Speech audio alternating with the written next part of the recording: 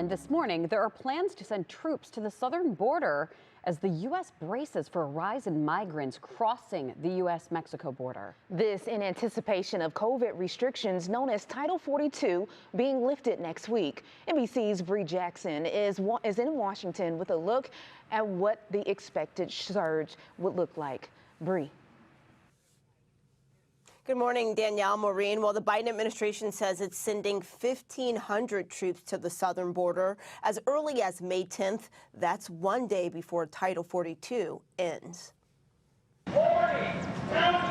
Preparations are underway for an expected surge of migrants at the U.S. Mexico border. Secretary Austin approved a temporary Department of Defense increase of an additional 1,500 military personnel to supplement U.S. Customs and Border Protection efforts. Active duty members will deploy there for 90 days. The Biden administration says the service members will provide support and will not be armed. They will not be performing law enforcement functions or interacting with immigrants or migrants.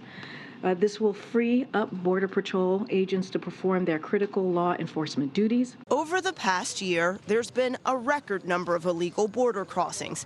Republicans blame the Biden administration and say the issue is likely to get even worse after Title 42 is lifted next week. We challenge President Biden to work with us to solve this problem. We're going to show the president how to solve the problem. Some Democrats want a briefing on the matter. So we have a better idea of what exactly the plan looks like, what those troops will be doing. Federal leaders say border officials are already short on money and resources. The president has called on lawmakers to help address the issue. He delivered immigration reform legislation that we had hoped Congress would act on swiftly. They haven't. This is not the first time U.S. troops were sent to the border.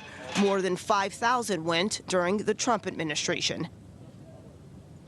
And Title 42 restrictions have blocked migrants from crossing into the U.S. to seek asylum more than 2.5 million times since the COVID-19 pandemic started. Maureen, Danielle. Bree, do we know what troops will be deployed? Yeah, well, we do know. We're told that there will be active duty troops with the Army as well as Marines. But so far, we have not been told what bases they'll be coming from. All right. Bree Jackson will be paying attention to see if more information comes out. Thank you for the update.